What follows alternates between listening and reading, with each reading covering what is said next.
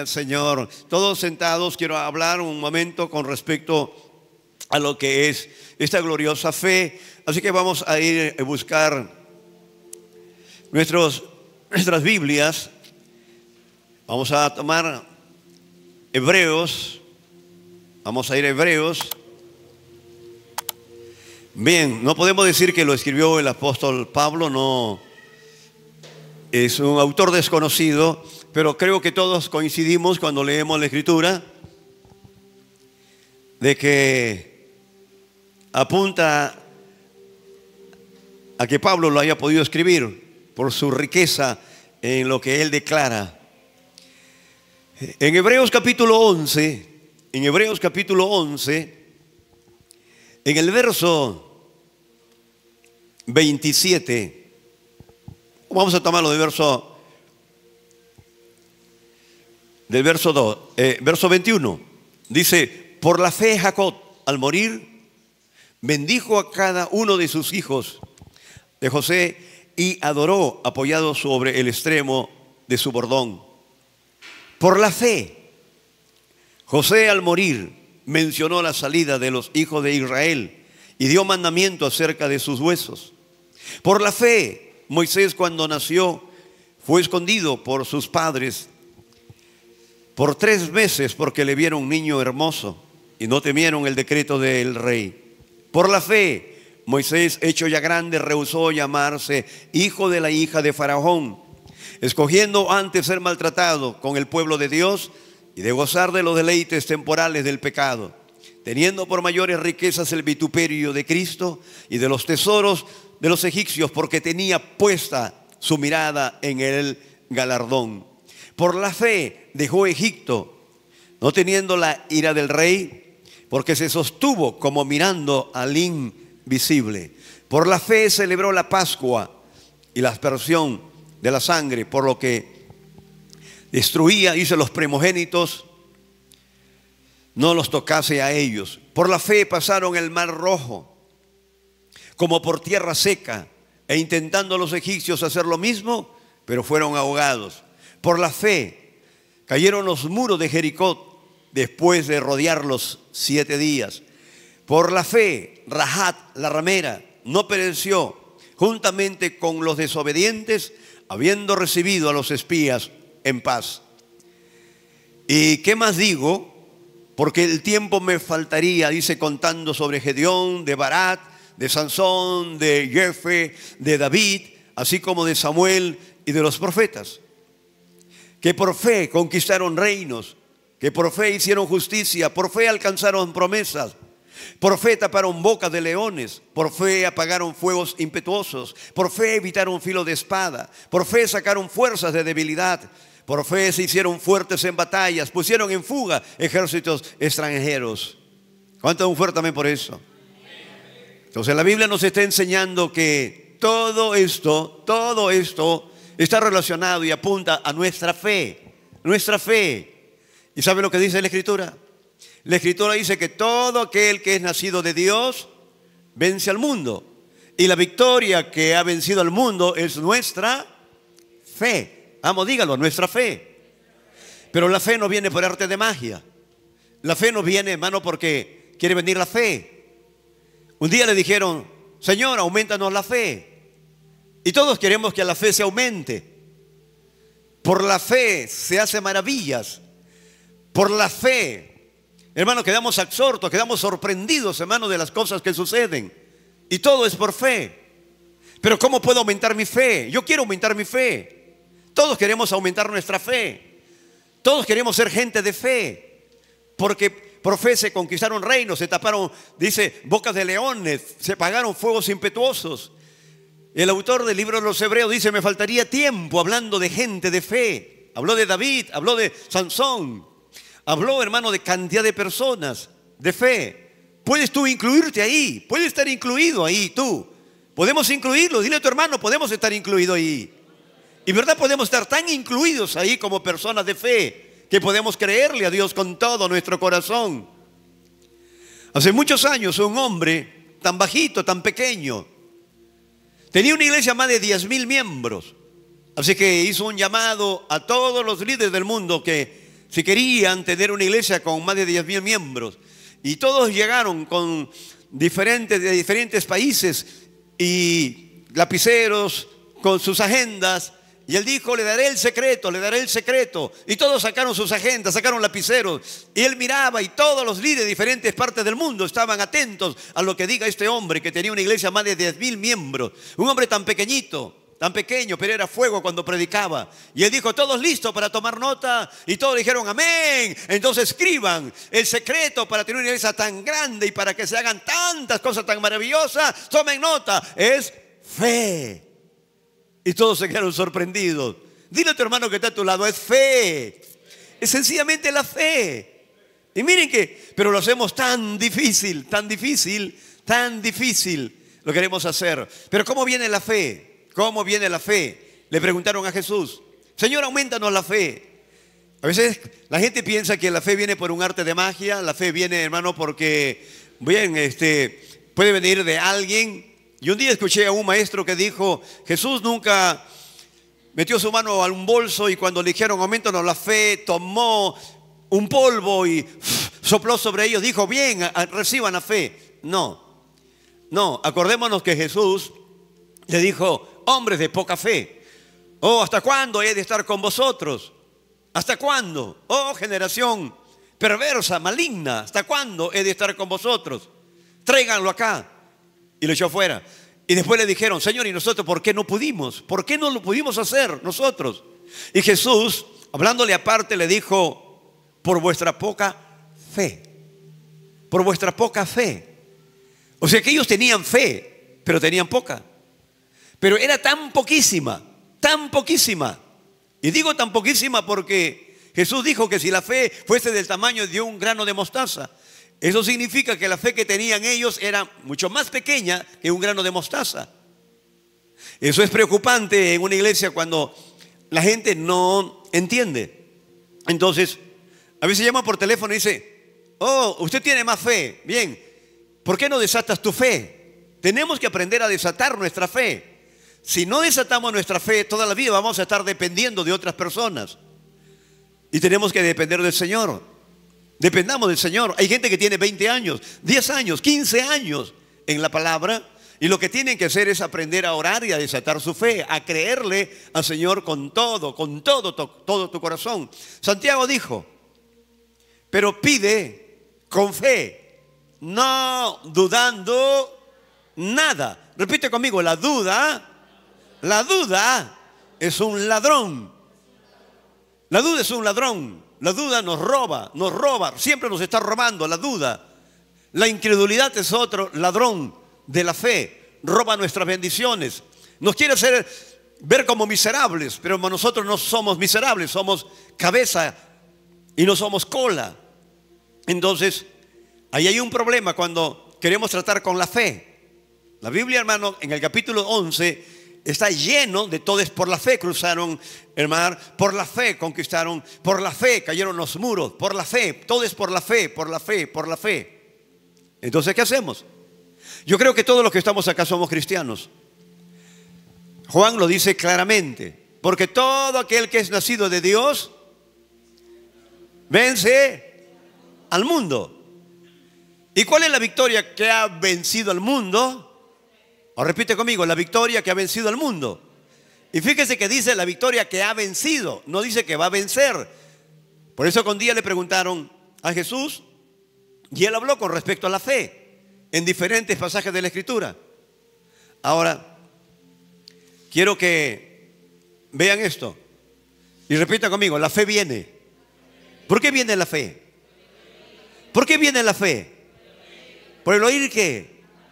Seamos completos. ¿Por qué viene la fe? La palabra, la palabra, la palabra, la palabra. Cuando viene la palabra, la palabra.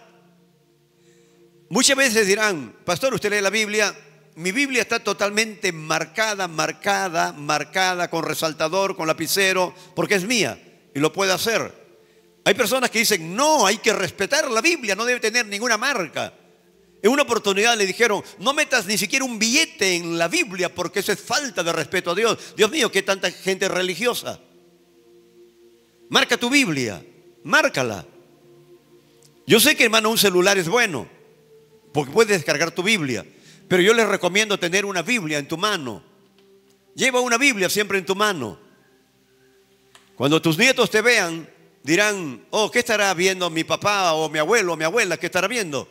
Bien, te ven el celular, pero no te ven una Biblia. No saben si estás viendo la palabra de Dios. Pero cuando te vean una Biblia, ellos la verán de lejos y dirán, es un libro negro. Mira, mi padre, mi abuelo, mi abuela lee la Biblia. Y son personas que van a desatar fe. Sé que hay tanto problema, hay tantos problemas, tantos problemas. A veces la gente ora y después dice, ¿puedes orar? ¿Pero ya oraste? Sí, pero quiero que le vuelva a pedir. ¿Por qué le vas a volver a pedir al Señor? ¿Por qué no desatas tu fe en tu oración de petición? Desatemos nuestra fe en nuestra petición de oración, con toda confianza, con toda seguridad.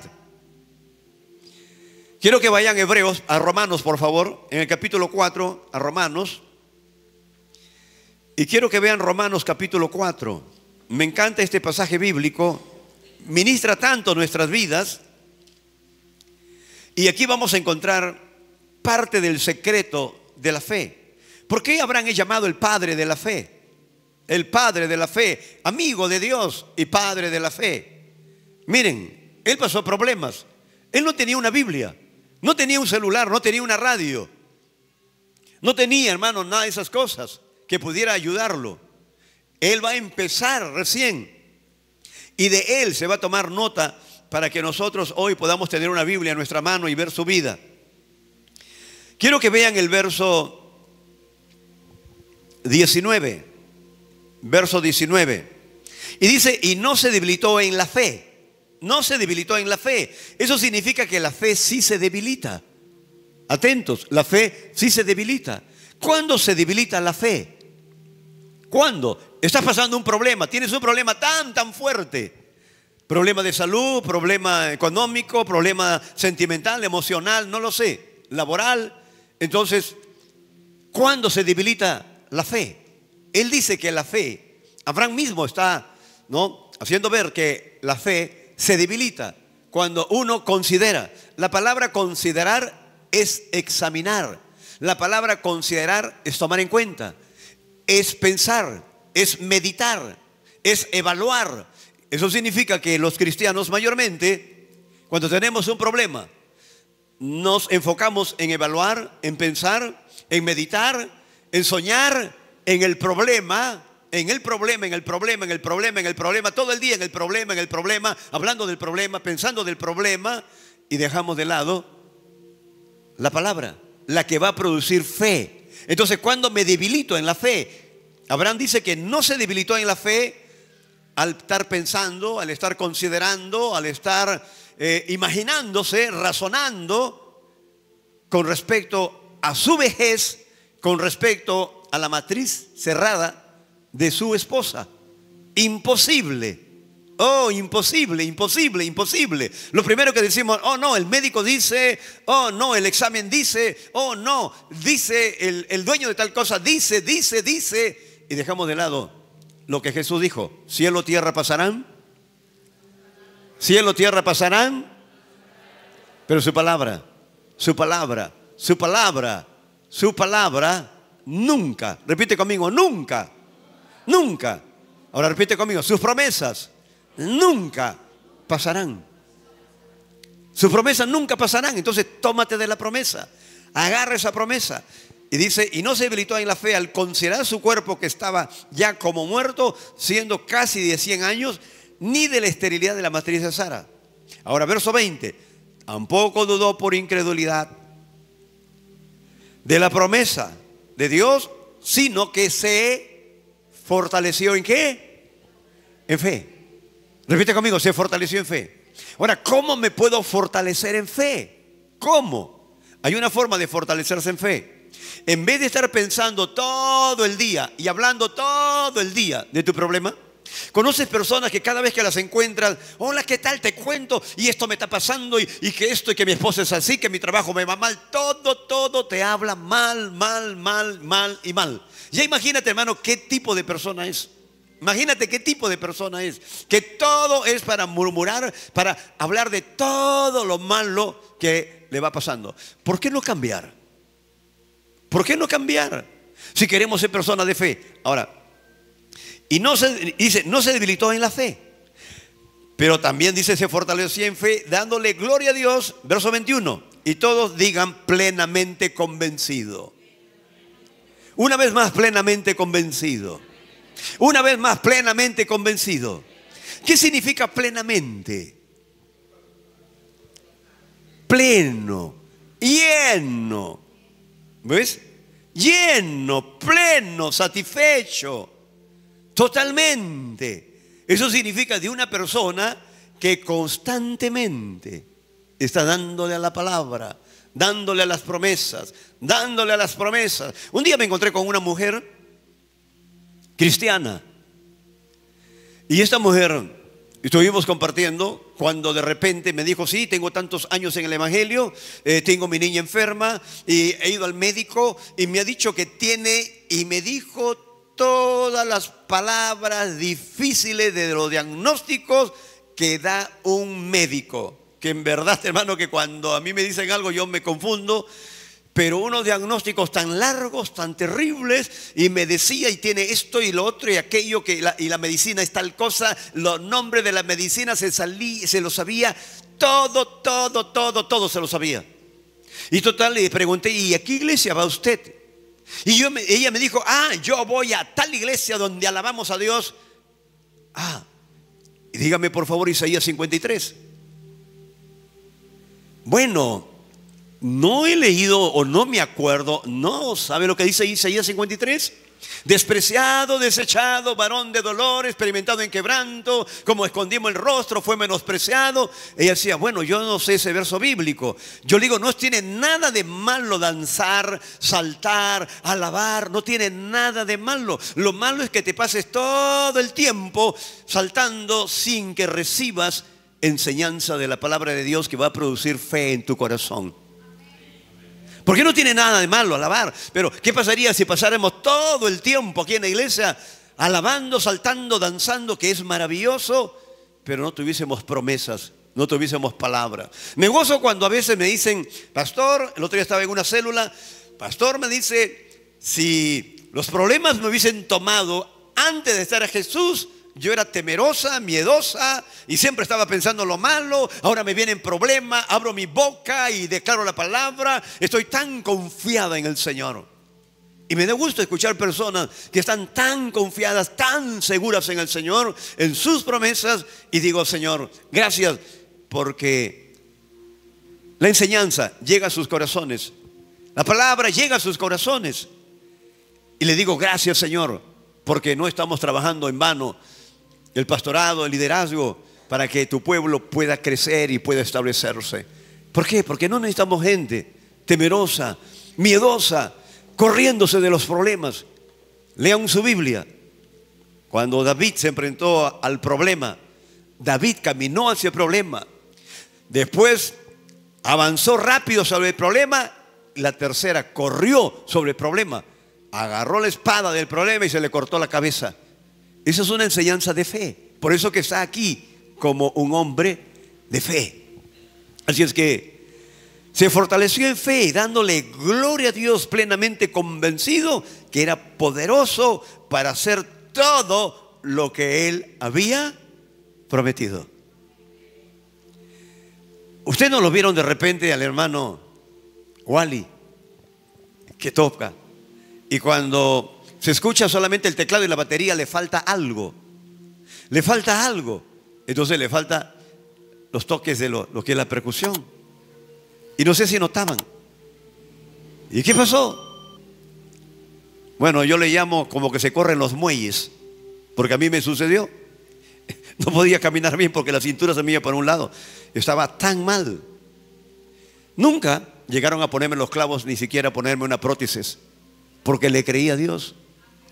La esposa venía a orar y estaba creyendo, se llevaba los textos bíblicos y lo alimentaba al esposo. Cuando de repente lo veo a Wally tocando y le digo, Wally, ¿qué pasó?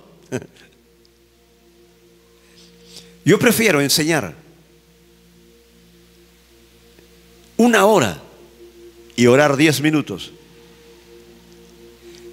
Y no orar 1 hora y media en incredulidad y desperdiciar tanto tiempo con una oración incrédula. Prefiero enseñar, y cuando enseño veo que la gente ora en fe.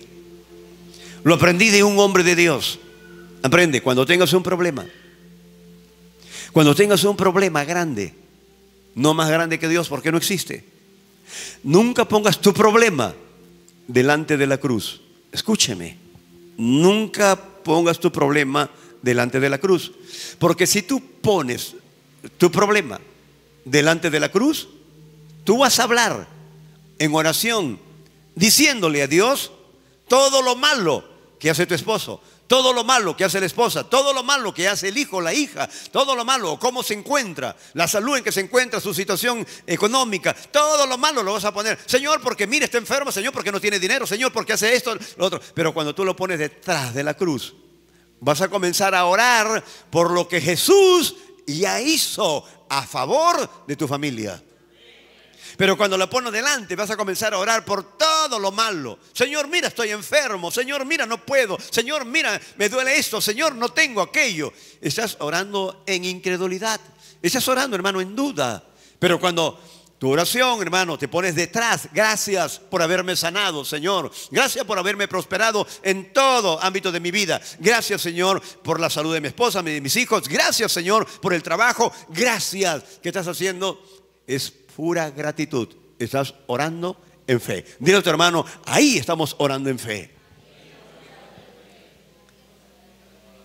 Entonces, constantemente, ahora quiero vamos a tomar un momentito, por favor, Marcos 10:46.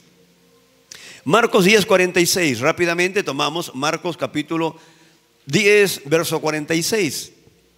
Entonces vinieron a Jericó. Marcos 10:46. Entonces vinieron a Jericó, y al salir de Jericó, él y sus discípulos, una gran multitud. Bartimeo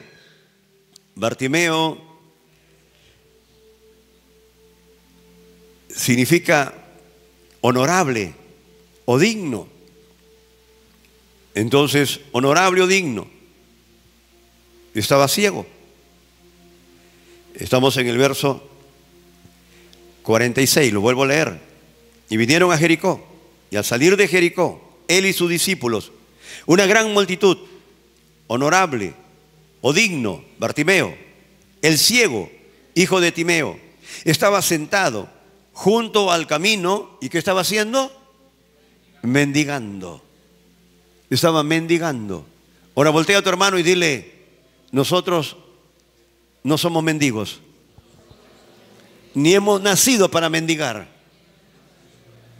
¿Has escuchado tú la gente cuando dice, oh, yo he sido muy pobre, pobre?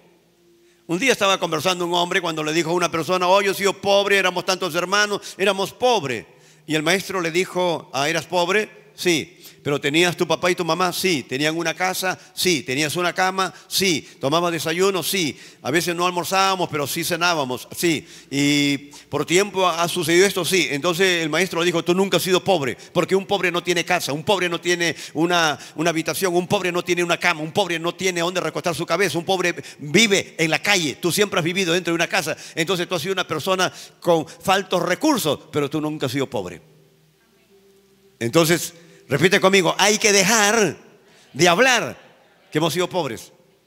Si tú nunca has sido pobre, ¿alguien ha vivido en la calle? ¿Alguien, hermano, ha estado mendigando por la calle? No, tú nunca has sido pobre. Hemos sido personas con faltos recursos, pero no pobres. Y vino este hombre, hijo de Timeo, verso 47, y oyendo, y todo repita conmigo, oyendo que era Jesús Nazareno. Oyendo, o repite conmigo, la fe viene. La fe viene. ¿Por qué viene la fe? Por el oír. Y el oír, la palabra de Dios. Él estaba ahí ahorita oyendo. Él estaba oyendo. Este no es cualquier hombre. Este es Jesús. Por eso que le dijo, Jesús, hijo de David. ¿Por qué? Porque como judío sabía que el Salvador tenía que venir de la casa de David. El Redentor tenía que venir de la casa de David. Por eso que él dice, no, oh Jesús, hijo de David, ten misericordia de mí. Eso es fe, eso es fe. No era cualquier persona. Él sabía que Jesús era el Mesías, era el sanador, el Salvador. Miren, y muchos le reprendían para que callase. Muchos le reprendían, pero él clamaba mucho más: Hijo de David, ten misericordia de mí.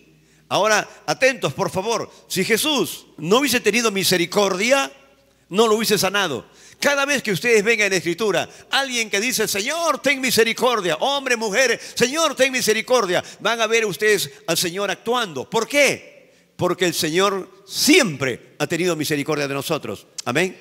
No se te ocurra estar diciendo: Señor, ten misericordia, porque esa es parte de nuestra ignorancia. Nosotros tenemos que decirle: gracias, Señor, porque tú tienes misericordia de mí. Oh, qué orgulloso el pastor. No, esto no es orgullo, esto no es. Sencillamente, este se llama humildad. ¿Qué es la humildad? La humildad es cuando tú reconoces lo que el Señor ha hecho a favor de tu vida. Amén. Eso es humildad. La falta de humildad es cuando tú no reconoces, y eso te lleva al orgullo. Pero la humildad es decir: soy justo. Mira, qué pedante para hablar. Sí, soy justo, pero no por nuestras propias obras. Somos justos por la obra redentora de Jesús. Amén. Eres humilde. ¿Por qué eres humilde? Porque estás diciendo que tú eres justo no por tus obras, sino por la obra de Jesús. Estás declarando una verdad. El humilde declara lo que Jesús ya hizo por ti. Entonces, deteniéndose, verso 49, entonces deteniéndose, mandó llamarle. Y llamaron al ciego, diciéndole: ten confianza, levántate, te llama. Esa palabra ten confianza en el griego es pistis, y la palabra pistis se traduce como fe, certeza, seguridad. Y en el hebreo es lo que han estudiado, emunat, que significa estar seguro. Le dijo: vamos, te llama, ten confianza, anda con seguridad, anda en fe, anda en expectativa. Porque también él sabía, ya su fe lo había desatado, que iba a ser sanado. Miren, ten confianza, levántate, te llama. Verso 50, el entonces, esto es lo que a mí me agrada. ¿Qué hizo? ¿Qué hizo el ciego? Él llevaba una capa roja brillante. Cuando nosotros caminamos por la calle y vemos a alguien con unos anteojos oscuros y lo vemos con su varita, decimos: ese es un invidente. Automáticamente decimos: ese es un invidente, necesita ayuda. En aquella época, ver a una persona con una capa roja brillante, decía: ese es un ciego, ese es un invidente. Ahora, ven, ten confianza, te llama. ¿Y qué hizo este hombre? Se levantó y ¿qué arrojó? ¿Por qué arrojó la capa? Si aún no lo había tocado Jesús. ¿Por qué arrojó la capa? La capa lo identificaba como ciego. ¿Por qué arrojó la capa? En fe dijo: arrojo lo que a mí me identifica como ciego, como invidente. Lo quito ahora de mi vida. Eso es fe. Eso es fe. Miran, eso es lo que es la fe. Tomó la capa y dijo: no más volveré a ser ciego. Su fe lo hizo actuar. Su fe lo hizo levantarse. Y eso nunca me voy a olvidar. Cuando yo acepté a Jesús o cuando me convertí, yo me convertí con una botella de ron con Coca-Cola escondida en mi casaca. Cuando caí, me volví a levantar, agarré la botella y la tiré para atrás y dije: nunca más volveré a tomar licor. ¿Qué hice? Arrojé lo que a mí me identificaba como un alcohólico social. ¿Qué es lo que tienes que arrojar? ¿Qué es lo que tienes que arrojar? Y miren lo que le está diciendo. Entonces, arrojando su capa, se levantó y vino a Jesús. 51. Respondiendo, Jesús le dijo: ¿qué quieres que te haga? ¿Qué quieres que te haga? Él pudo pedirle dinero, pudo pedirle otra cosa, pero no le pidió dinero ni le pidió otra cosa. Y él le dijo: Señor, que recobre. Todos digan que recobre. Una vez más, que recobre. Entonces quiere decir que él había visto antes, que él estaba sano antes. ¿Qué le vino? Posiblemente la diabetes. ¿Quién sabe? ¿Qué le quitó la vista? No lo sé. Pero él antes había visto. Algo le robó su vista. Algo le robó su vista. La Biblia dice que el diablo vino a matar, vino a hurtar y vino a destruir. Pero el Hijo del Hombre vino para deshacer las obras del diablo. Mire, el Hijo de Dios vino a deshacer las obras del diablo. Pero el diablo vino a matar, vino a robar, vino a destruir. ¿Qué vino a destruir? ¿Tu familia? ¿Vino a ponerte enfermedad? ¿Vino a traerte escasez? Eso es lo que vino. Pero el Hijo del Hombre vino a deshacerlo. Entonces, ¿dónde está mi fe? Yo voy a desatar mi fe en lo que Jesús ya hizo. Voy a desatar mi fe en lo que Jesús ya hizo. ¿Qué hizo Jesús? Vino a deshacer. Vino a destruir las obras de Satanás. Le dijo: Maestro, que recobre lo que el diablo me había robado. Lo que el diablo me había robado. ¿Qué le había robado? La vista. Y Jesús le dijo: vete. ¿Qué más le dijo? Tu fe. Tu fe. Repita conmigo: tu fe. No le dijo la fe de otro. Es tu fe. Pastor, ore por mí. Yo puedo orar, pero ¿cómo estás en tu fe? ¿Por qué no desatas tu fe? Desata tu fe. Es tu fe. Es tu fe. En una oportunidad estaba Dodie Austin, estaba postrada en una cama con cáncer terminal.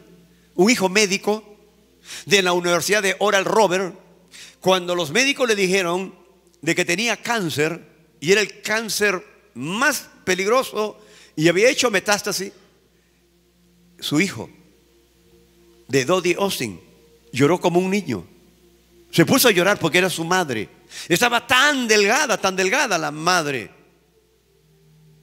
Ella, esposa de John Austin, le dijo al médico: doctor, ¿qué necesito? Le dijeron: le tienen que hacer quimio. Y ella le dijo: dígame la verdad. Tengo el derecho de saber la verdad. ¿Con quimio o sin quimio me voy a morir? Y el médico le dijo: sí, se va a morir. Entonces, ¿para qué me van a hacer quimio? Si me voy a morir, me van a maltratar. No permito que me hagan quimio.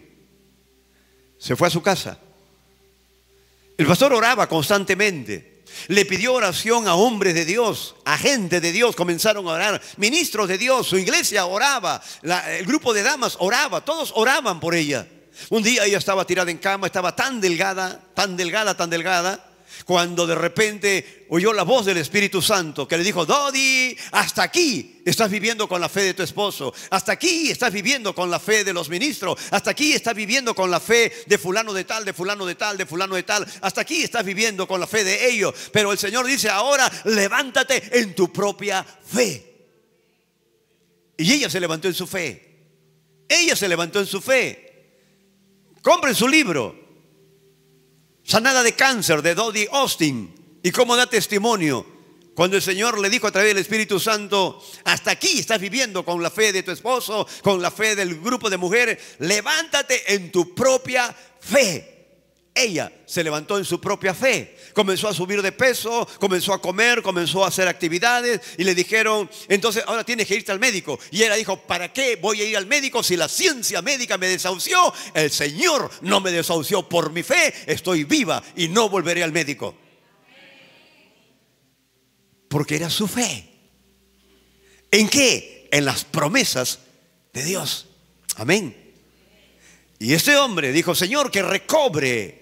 ¿Que recobre qué? Lo que el diablo te ha robado. Y solamente lo puedes recobrar con osadía, con fe, en el nombre de Jesús. Amén. Pueden ponerse en pie. Vamos a ponernos todos ahí en pie.